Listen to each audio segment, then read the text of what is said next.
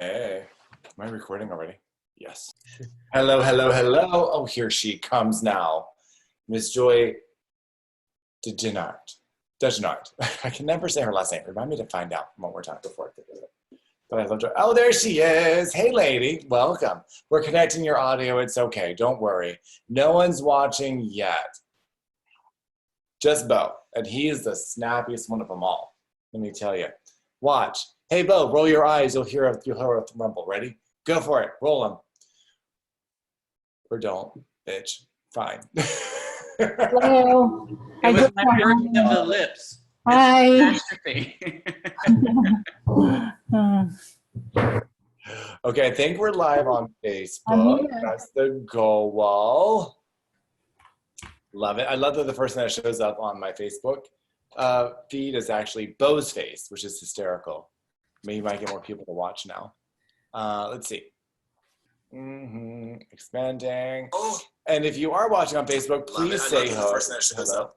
Oh, that was me. Please say hi. We're so glad you're joining us on Facebook. If you would like to join us here on the call and actually ask questions, I'm going to go ahead and put the link in the chat box for you to select and come say hello. So, hello, hello, hello, Joy. How are you today? I'm doing good. I just got home. Well, welcome. I'm so glad you were able to make it. And we're finally able to do this. It's been a minute. Yeah. So much has transpired. By the way, did you just get my email that I just sent you? You just sent me? About 40 minutes ago? 20 minutes? No, I didn't have a chance to look at email No yet. problem. But just checking, because you just got home. You just said, yes. Calm down, Jacob. I get it. It's fine. Life goes on. So for those of you just tuning in, today we are joined by our very special guest, Miss Joy. I always feel like I'm going to butcher your last name. Degenhardt? Degenhardt. Degenhardt. So it's a G, not a J. G. Oh, yes. I'm like just O-M-G, not O-M-J. Uh-huh. I'm just looking at a briefing on Sherlock Holmes right now. Oh, good. You got it. Yeah. Yeah. So Joy Joy is also a real estate investor. She has been investing for a short period of time, actually. Very new to the investment arena, but she is a veteran when it comes to nonprofit work, especially when it comes to helping families. Now, Joy has a fantastic story, which I'm sure you guys are going to love to hear. So make sure you stay tuned. What I want to make sure everybody knows that this call is going to be exactly an hour. We're going to be done at actually a little shorter. We're going to be done about 3:55. We have another call at 4 we got to start taking. So we'll make sure I get some of my announcements in now. For those of you who are going to be doing Real Estate Survivor Season 2, that is going to be starting, it's an invite only, but if you're interested in something like that, please send me a private message. But we are going to be starting that next month, so get ready now. It's going to be so exciting. Let's see, after that, we also have our call on, is today really only Monday? I feel like it's already Wednesday. So our call on Wednesday is going to be, Debbie. That's right. Oh my God, this is gonna be a great week for empowering Asian women, which is wonderful. Debbie's gonna be coming on. She's a wonderful author I know who's talked about overcoming her fears and her limiting beliefs to actually write her first book that talks about the death of her husband as a young widow with 3 young children. And it's a very empowering story. You guys are gonna love it. It's really, really cool. She's also written a book, and she's also now started going to real estate by making tea, which is very fun. So now let's see. And after that, we have our market update on Friday. Be here for that as well. And without further ado, Joy, let me tell you, I have so much respect for you now that we're writing our first grant. Oh my God. Oh Lord. What the heck? This is not, oh my God. It's a lot of work. I had no idea. Do you see this? See these? I'm not going to get closer because I actually don't want you to see them. But yeah, this is because we are not sleeping. It's just working too hard. Nelson, the reason why he's hiding is because he's so tired. He looks 90 now. Yeah, there he is. Hi, handsome. Grandpa. Hi, Nelson. So Joy, you have been working in the nonprofit arena since you were born, really. Um, well, I've been involved. Yeah, basically, my mom has started in '77, and I was adopted in '72, and then I started nonprofit in 1992. So let's talk a little bit about your mother so we can get a little background on this. For Okay. those of you who don't know, Joy is with an organization. Actually, her organization is called Aid for Kids, and it's an incredible organization. They started back in 1992, correct? I I started our adoption program in 1992. Wonderful. So tell us a little bit about what your adoption program is and how did that get started? Okay. Aid for, I'm sorry. I was adopted in 1972 through Ed and Dawn Degenhardt. And so I was adopted from Vietnam, one of 12 children that came to the US. We were probably like almost the very first group of Vietnamese orphans, which I recently met the guy that was American GI that went specifically over to Vietnam under the request of what was it, President Kissinger or some Kissinger at that time, and they were involved with the Secretary of Defense, and there was somebody else that wanted to adopt a child within the orphanage that I was in. And so when he went to the orphanage, he actually ended up, the nuns actually started saying, can you take this child? Can you take this child? Can you take this child? And he ended up, rather than coming to, he was officially supposed to come take one child, and he ended up taking out 12. Wow. Is it cheaper by the dozen that way? Is there like a I guess deal so. on stale bread of some sort? Hey, so look. I was one of 12 out of the first group of orphans, because we were on a U.S. military base, which was called Cam Ranh Bay. So the orphanage was sponsored by the U.S. government military that had built this orphanage for the Catholic nuns.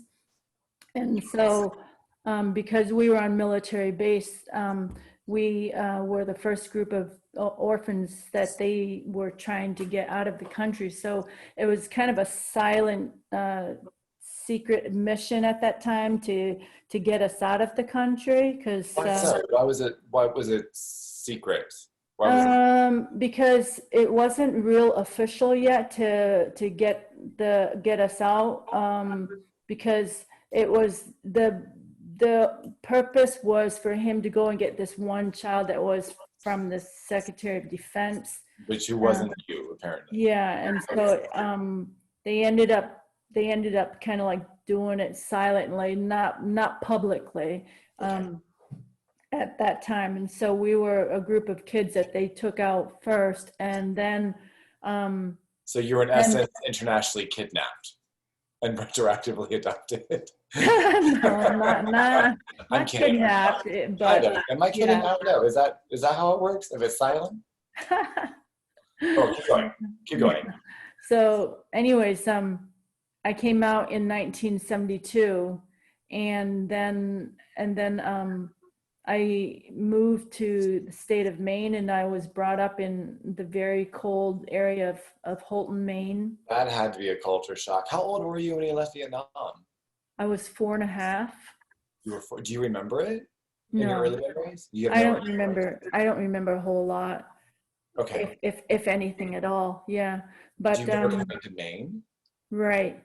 So yeah, they adopted, and then we lived in Maine, and I was brought up like an American. I didn't know any Vietnamese or anything.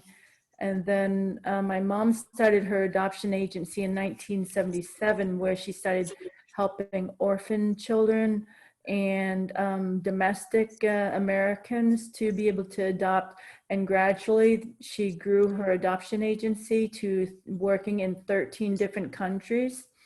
And so when she was doing adoptions, it was just kind of part of like my life because I was adopted, and then they then adopted a total of 9 children.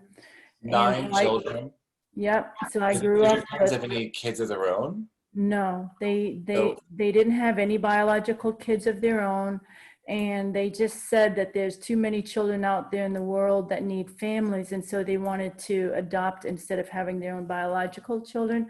So they did, they adopted 2 American children first, and then Vietnam was going on. So they adopted my sister, who's American Indian from South Dakota. And adopting American Indians is not so easy also. And now it's like you can't adopt American Indians. So they adopted a sister that's Sioux Indian. And then I came after that, where they adopted then 3 Vietnamese, and I was one of 3 that they adopted.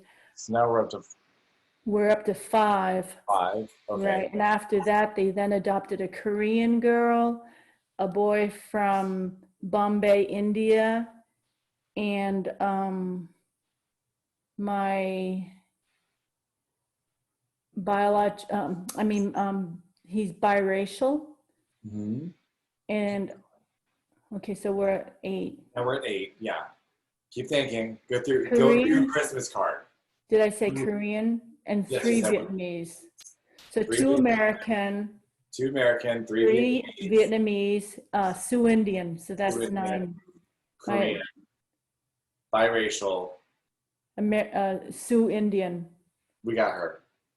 No, 2 Americans, 3 Vietnamese, Sioux Indian, Korean, Bombay, India, and biracial.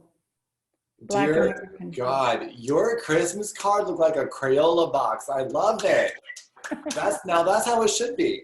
Yeah. That's what makes things interesting. That's a good way to put it, Crayola. Now, I just want to know one thing. Because you had so many beautiful people in that one family, did you have boring Maine food, or did you guys have actually tasty food to eat when you were home? Well, my mom tried to cook as best she could, varieties of what she could do at that time.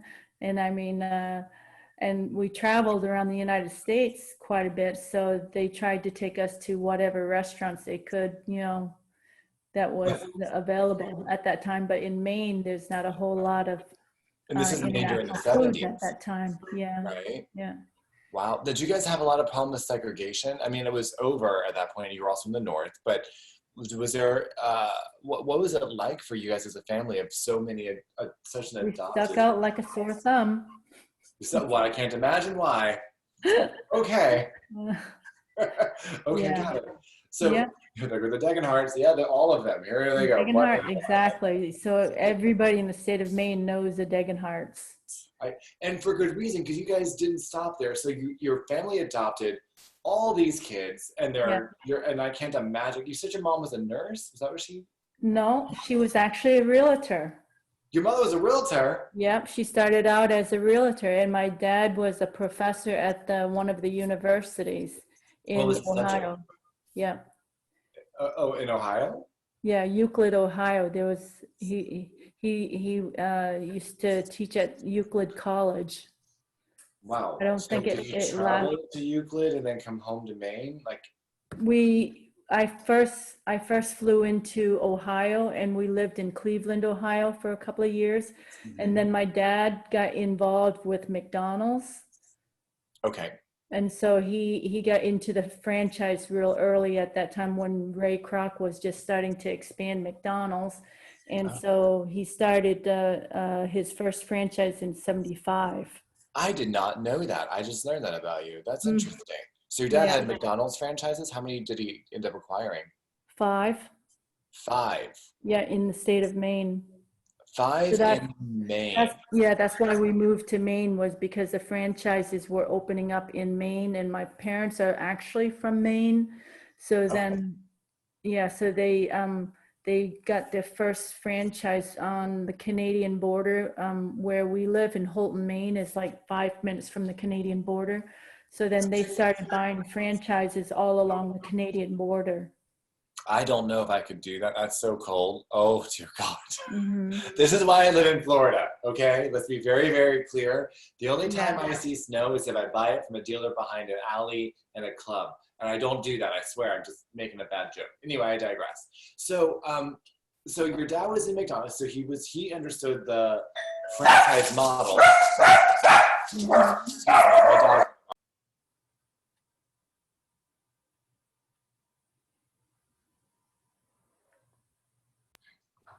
And we are back, I think. Yeah. Okay. So your dad had a franchise in McDonald's. Your mom went to open this adoption. So she had this vision of opening an adoption agency. Is that what it was?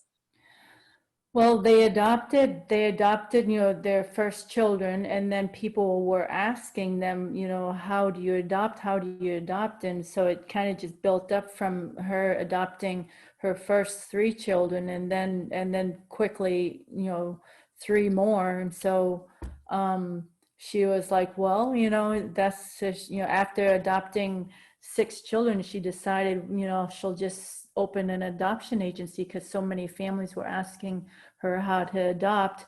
And how my parents got into the business was the family that owned the McDonald's, they had wanted to adopt, and so they did an exchange. Wait, hold on.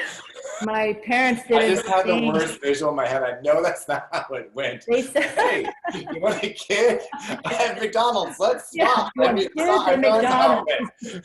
But that was awful. Okay, so explain by exchange. So I don't get that. The exchange was basically they wanted to understand how to be able to adopt a child, and so my dad wanted to get into fast food business, and so this guy had owned Dairy Queen and McDonald's, and so he said, if you show us how you adopt children, we want to adopt, and then we will show you how to open a franchise. That is so cool. So he said, so my dad sat all 6 of us kids down on the couch when we were 5, 6 years old. And he said, okay, kids, he says, you have a choice. Do you want to have a Dairy Queen, or do you want to have a McDonald's? So we always had to vote for everything. So then it came to be, 5 out of 6 wanted McDonald's. And so we ended up getting McDonald's. Bo is so disappointed by that. Dairy Queen, always. Dairy Queen, always. I mean, don't get me wrong, McDonald's is great, but Dairy Queen's so much better. And you think all he eats is McDonald's. Look at that fat ass over there. That's right. Yeah. It's true. Yeah, you can't go wrong with McDonald's.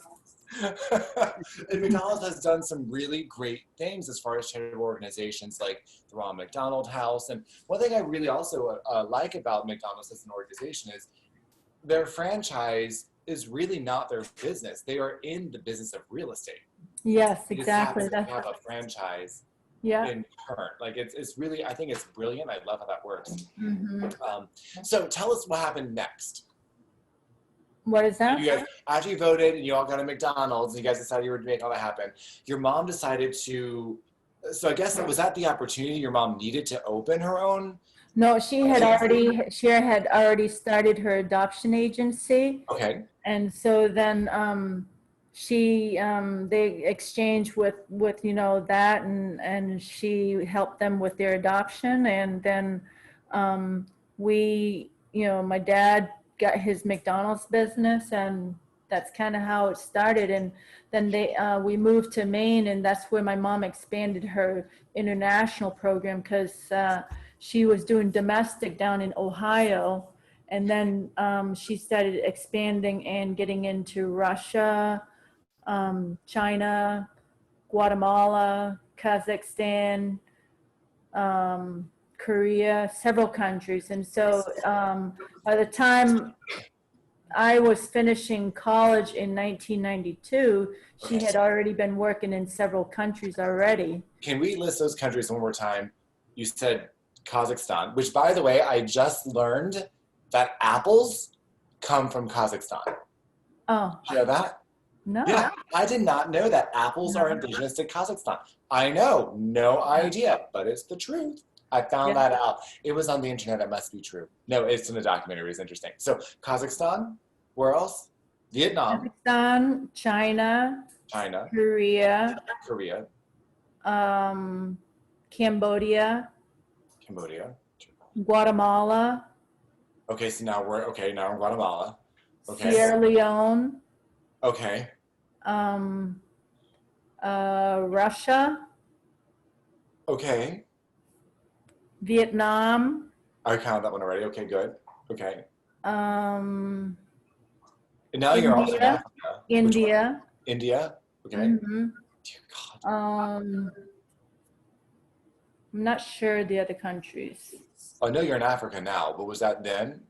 Yeah, we're in Sierra Leone, Okay. and I don't know if they were in a I don't know if they were in another African country or not.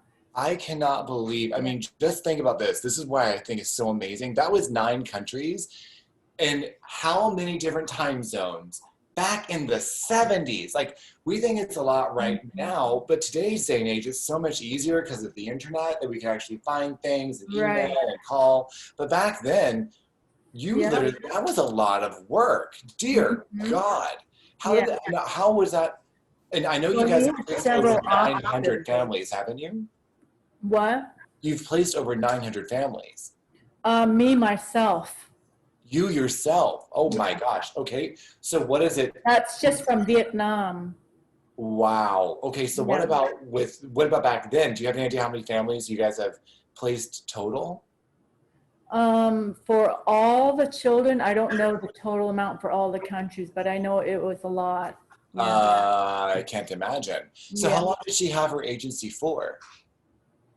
From 77 until 2005 is when, Aid for Kids. So I think we started in 2005 or 2005 was when we established Aid for Kids. So I think it was like 2003, from 77 until 2003.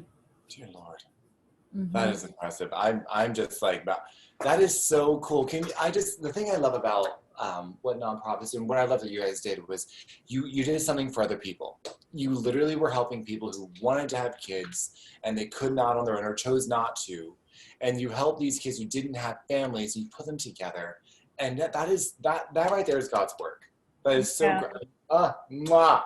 Mwah, mwah. Something else I thought was amazing, and I know we haven't gotten there yet, but Joy, she was one of the few organizations that were helping couples adopt that were same-sex or single parents or just alternative families in general, as long as they were a loving home. Is that correct, Joy? Exactly, yeah. I didn't believe in, from when we started doing adoptions, there were several requests.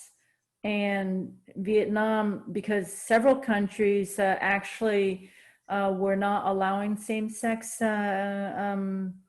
couples to be able to adopt or single-parent adoption. And so Vietnam actually didn't really, because of the fact that the law wasn't really tight yet, that they were actually quite flexible. And so during my time while I was there in the country, since I was the first, and so I was also an adopted child, and I could relate back to them saying, hey, as an adoptee and as an adopted child, this is what my life was like, and this is what the life of other children are going to be like, and the importance of helping them to have a family. It wasn't a matter of whether they were, same sex or not same sex, or single or not single. It was just, my whole focus was just saying, the focus of our mission is to help the child to have a family.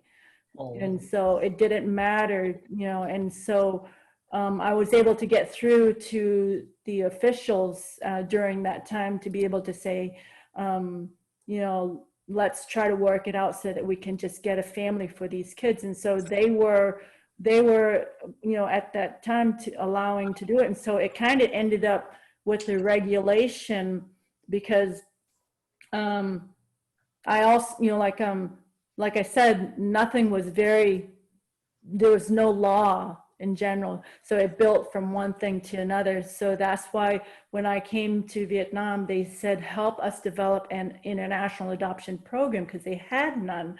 They had no law. So I was kind of like drafting the laws for them. So in allowing single parent adoptions and same sex, it all kind of started going in as I introduced a case saying, I've got this family, there's all these children that we have that are available, so can I place this child with this family?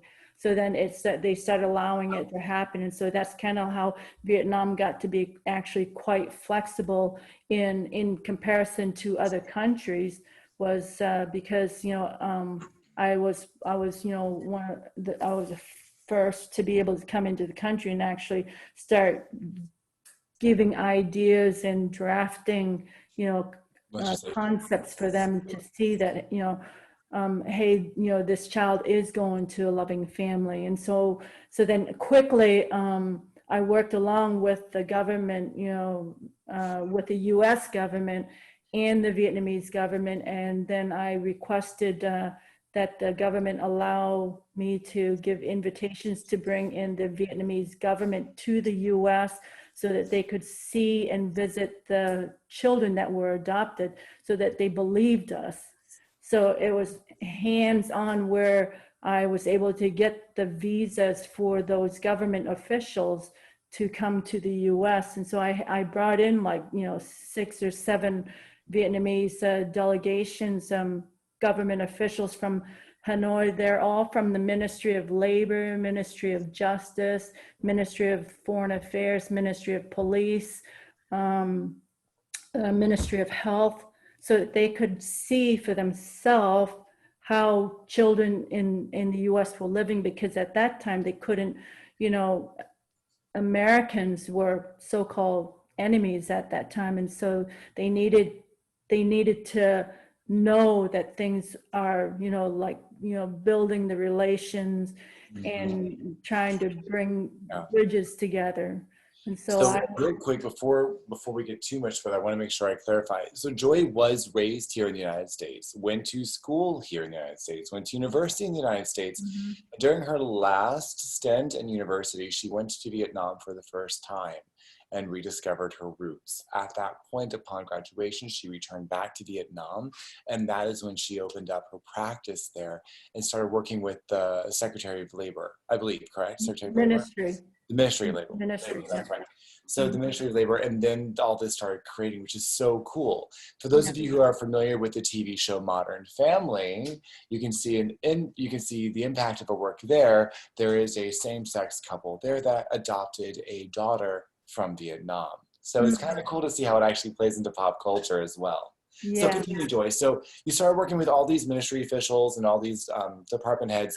You were really instrumental in helping bridge two cultures together, the United States and Vietnam in this case, correct? Like you really, for sure.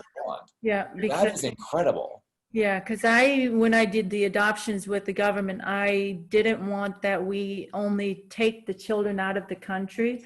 So that's how our humanitarian aid grew so large in Vietnam, was that with the program, the way I was developing it was, you know, adoptions in that were the children that were orphans and that needed homes.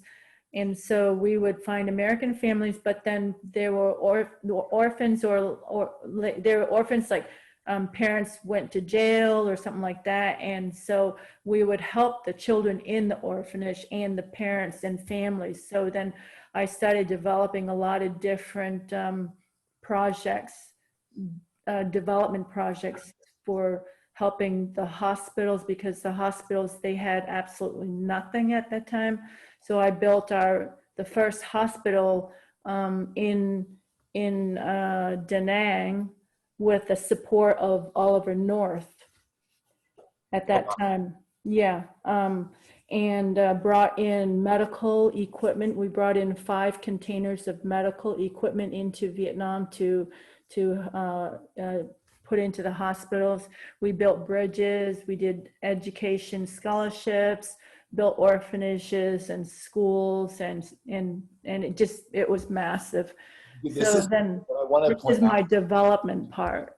What I want to help people to understand what is so cool is so many people dream just big enough. They're like, okay, well, when I get an extra X amount, I'll do something here. Or when I can afford to do that, then I'm going to make a difference. And when I can do blah, blah, blah, this or the other. But it really doesn't take that. It takes doing what you did, building those relationships, establishing trust, seeing needs and working to meet them. And look at what you did. That is so impressive. Not only did you build 900 families here by placing 900 kids here, but you also created this vast infrastructure that helped improve an entire country. That is awesome. And that didn't happen overnight, did it? That took a period of time, I'm sure. Yeah. Well, I lived and ate and slept. I mean, you know, like when they say, you live your life because you love what you're doing, and you wake up the next day. And I never slept, hardly, because the office was in the US is calling me because of the time zone difference. So I get very used to living 2 time zones because of the fact that they're calling me, and all sorts of things are going on. And like the busiest time that I ever had was where I had 13 American families in Vietnam, hosting them to help them to get all of those children out at one time. Oh, wow. And so it was a massive amount of time to prep for, getting them into the country, getting them to the orphanage, arranging their daily schedule, arranging the cars, the hotels, making sure all of them are okay, getting them to be able to, each one of them, pick up their baby for their first time, all of the emotions going on. I was like a psychiatrist, a mother, a daughter. It was kind of like a mix of everything because so much was going on. So yeah, but it was just a lot to handle during that time, and I was so involved with it that it like took me over, and I never felt exhausted from it. So I think like when we do something, and if we are really mentally focused on what we want to do, then you just go nonstop. And so I can see you, Jacob, with the Sherlock Holmes and how this is starting to grow and develop, and me starting from zilch to absolutely not knowing anything about adoption, to not knowing anything about nonprofit, and not knowing the country. I mean, living a life in a foreign country, a communist country, and not understanding the culture, the language, all of the struggles I have. I really seriously think if I can struggle like the way I did at 23 years old in Vietnam, and establish and developed all that we've done. Wait, you were 20? I don't understand why I can't establish real estate. You were 23. Is that what you just said? Yes. After all of that, I keep thinking about you now as a person. Like, oh yeah, you were a kid. Yes. You were actually, you're young. You were younger than a couple of the kids in my home right now. Wow. Mm-hmm. Whoa. Well, that also explains why you didn't sleep. Because let's be honest, at 23, sleeping is optional. Yeah. You give me at 23, you give me a Snickers bar and a vanilla Coke, and I'll be good to go for like 4 days. Yeah, I also have metabolism that could eat a Snickers bar and a vanilla Coke. I don't know what it was. I had a lot of, stamina. That is so cool. Well, we're so glad to have you here honestly, let me tell you this. I don't know anything about nonprofits. I'm figuring this out. As you know, we are just working it to see what we can do to make it better. Yeah.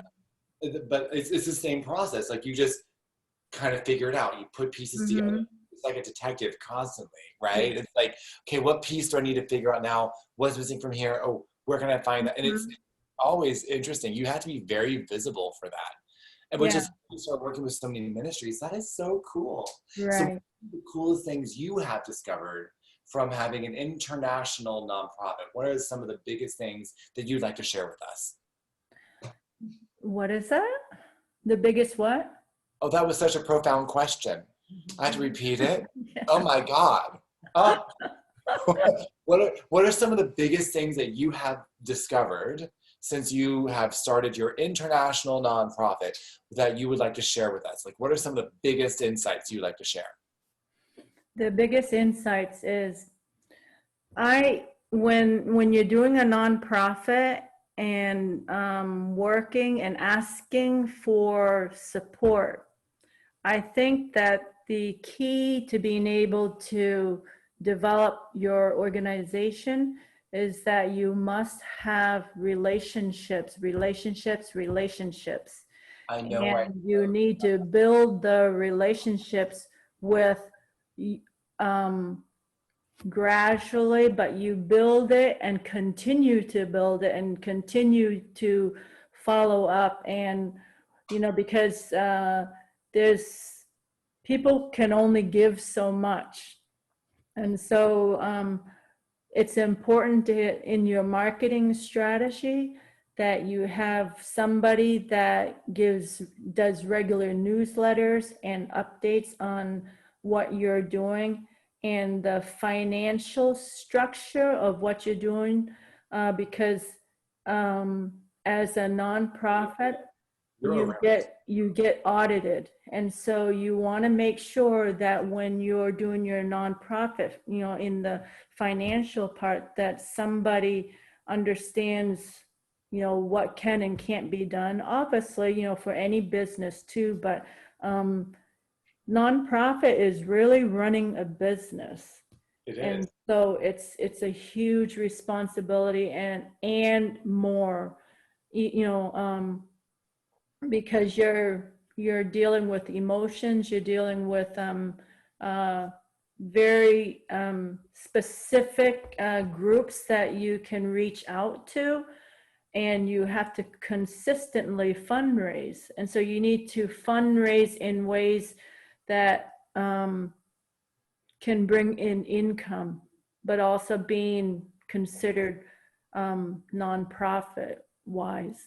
So sometimes if you're doing something where it's income based and they don't see that it's a revenue that is showing doing nonprofit, then it can get kind of a little sticky.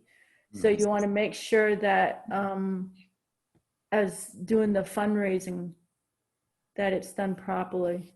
And there's a lot of different ways to fundraise, and so I can help with developing some of the grants and fundraising concepts.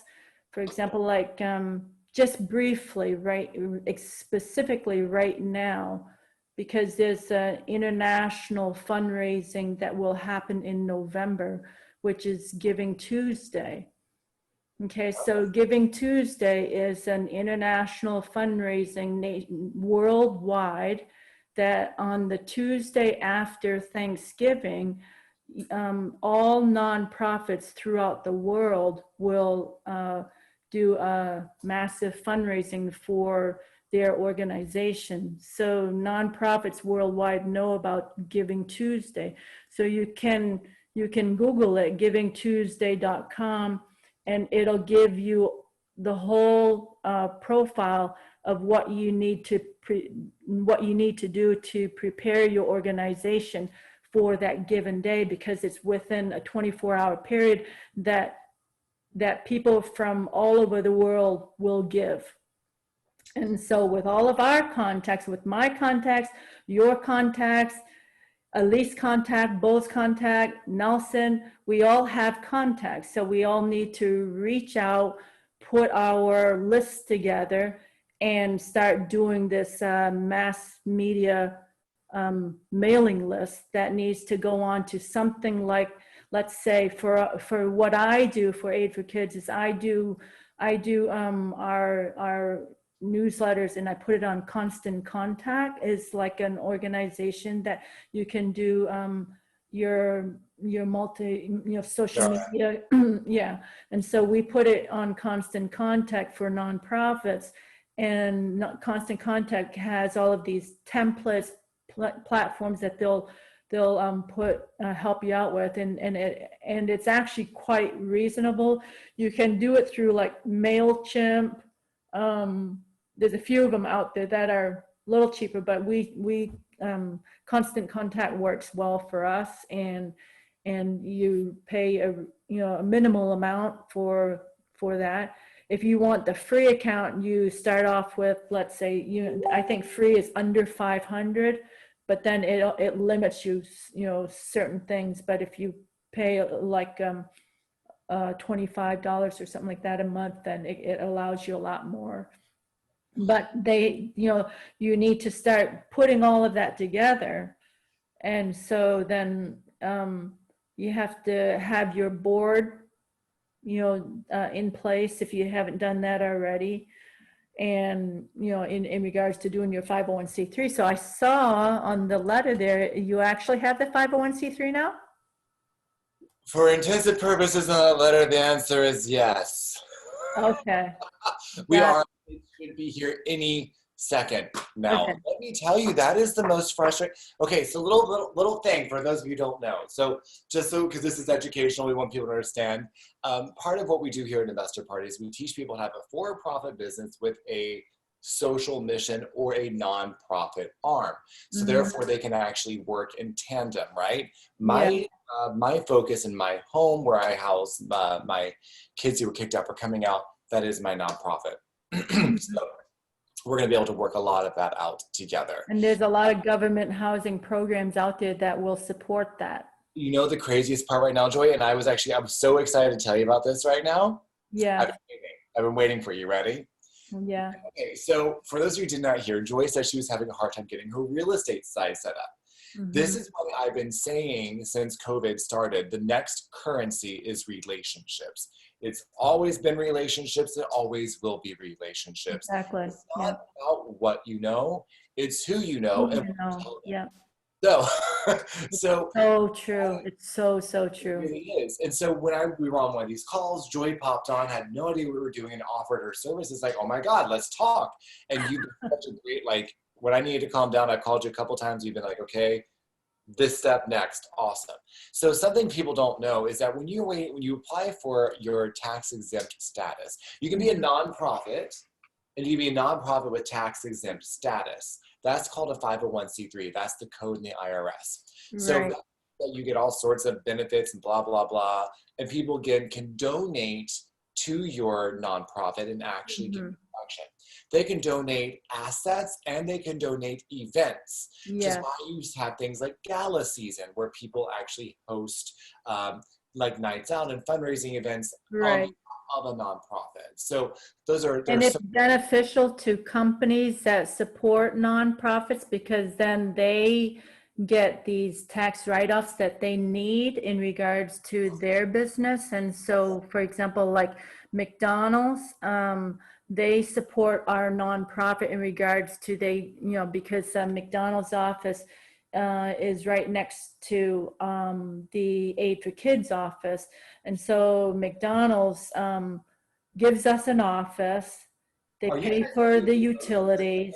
Because of your they give us a car, and they pay for the gas expenses and we have a warehouse for providing, because in the state of, Jacob, I was telling this to you about our program with the state of Maine, where we live way up north on the northern point of the Canadian border. So then our program's called The Other Maine, which is, where they, companies from all over the United States, there's Levi, there's Walmart, there's some Carter's, children's clothes, Pampers, Johnson & Johnson, all these big companies that have stuff, they're cleaning out their warehouse, and there's certain things that they, it's just out of, they don't put in stock anymore. So then if they give it to another company to resell it, they're have, the costs, somehow it ends up more than if they actually donate it to an organization. So then our name has gotten out with the program that we have.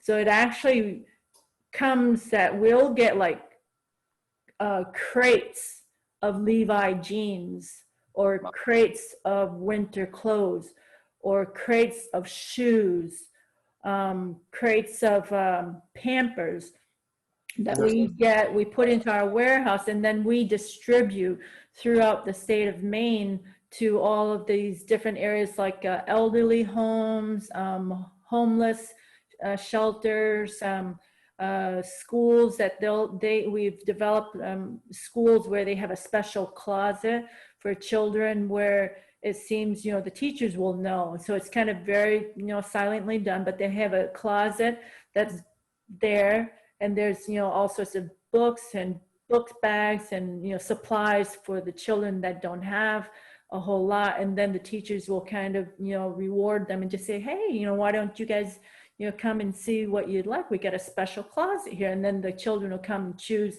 things. And they, so it's throughout the state of Maine that we've done this in all of these different schools.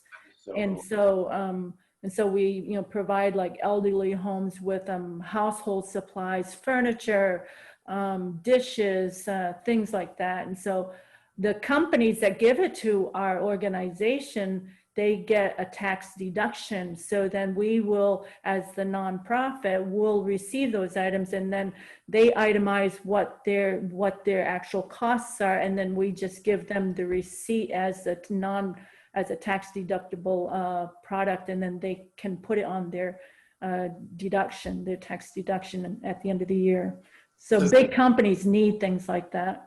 Which is super exciting. And so like your home is that's the kind of thing that we can do with your home is working with these other companies that do donate, and then we can find out, okay, maybe we establish something in Florida like that, and then, help your homes with, Sherlock Holmes homes to, try to provide for the children that you're helping with now. So part of what we are doing, which is interesting, I've learned so much over the past 4 years. I did not realize how much I learned until I started to test it. I think it's very common for most people. Like when you get out of school and you go into the real world, you're like, oh, I didn't know I knew this. There's always that moment of panic at first. Mm-hmm. Then when you get in it and you get in the groove, it's like, oh, I didn't realize this was happening. So one of the things that I'm able to do through my organization is I'm able to work with investors to acquire properties, and they get a profit in return, and or people can donate a home and get a tax deduction.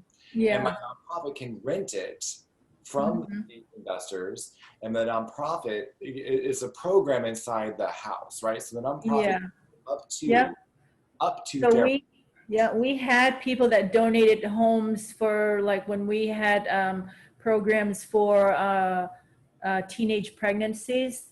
And so in the rural areas, we have, there's a lot of teenage pregnancies. And so we had a shelter for them. And we had donors that would donate the mansions that we had several mansions that we would have, several girls in these shelters. They're homes, they're not shelters, but they're homes. And it was, several homes that we did that with. in Maine. Well, I think it's so cool what comes up. I really do love that. And so what I'm looking forward to, and this is what I was trying to tell you guys as, and if you're on Facebook, you can watch this. So the relationship aspect is here. Joy is going to be helping us grow our vision with Sherlock's Homes. We are going to help Joy with her real estate component of her business. And we are going to take our mission international, which I'm so excited about. I do want, the whole point of my, where I feel led is to help house vulnerable populations and give them a safe place and restore dignity. Mm-hmm. There are 3 types, if you think of this, there are 3 types of entities overall, or I should say sectors, all right? You've got your for-profit business, nonprofit business, and government businesses, right? Government is a business. All of them can have a heart. All of them can have not a heart as well. Remember that. But if you work with people who are like-minded and respect and value what you're doing, you're going to create an amazing community of people who really want to give back. And this is something I wanted to tell you, Joy. This is what I was holding off on. I'm saying right before we end too, which is so cool. So this is something I want everyone to ruminate on. Right now, universities are starting back up at about half capacity, because everything's online with Corona. So they have all these homes and dormitories that are furnished, and houses, a lot of the time, houses that are furnished and ready to go that they cannot do anything with because they don't know what's going to happen next year. They have to hold on to them. They're not doing anything good for the universities right now. So what we're trying to do is to contact those universities, see if they have housing that they would like to work with a nonprofit, and if that university would allow our nonprofit to take over those properties for a period of time in order to house vulnerable populations. So that is a way to incorporate nonprofit work and real estate. Isn't that cool, Joy? Yeah, it is. I thought about the day, I was like, oh my God, let's do that. Mm-hmm. So that's our next step on my list of a million things that we're doing. Okay. So, but we're getting it all together, and it's a slow process. There's so much that goes on, and you do need, I can't believe you did all, how big was your team? I mean, besides the ministries, you had all the ministries there to help you. But as far as your team that you did for 80 for Kids, how big was your team? When I was functioning in Vietnam, we had 3 offices in Hanoi, Da Nang, and Saigon, and each office had like about 5 people.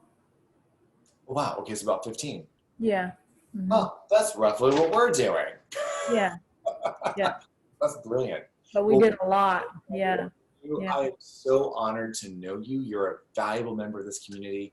I know so many people have got questions. Does anybody on the call right now have any questions for Joy?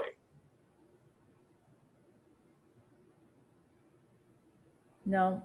They're just taking it all in. There's so much to take in. Now, question for you, Joy. Is there anything that you regret from being in a nonprofit industry? Not at all. Not at all. I actually really miss it a lot. And so if I can get back into it and help you, Jacob, I'm more than willing. I will give you a board position right now. You can't have my position. You got anything else. It's totally fine. We will bring you on. It's great. So, and I'll be happy to. We're going to be using like a Kleenex, honey. We don't know how to do grant season. This is our first donor season. Elise is the one that's the smartest person in my organization as far as like any experience in nonprofit. Thank God I have her. Elise, do you have anything you want to share with Joy?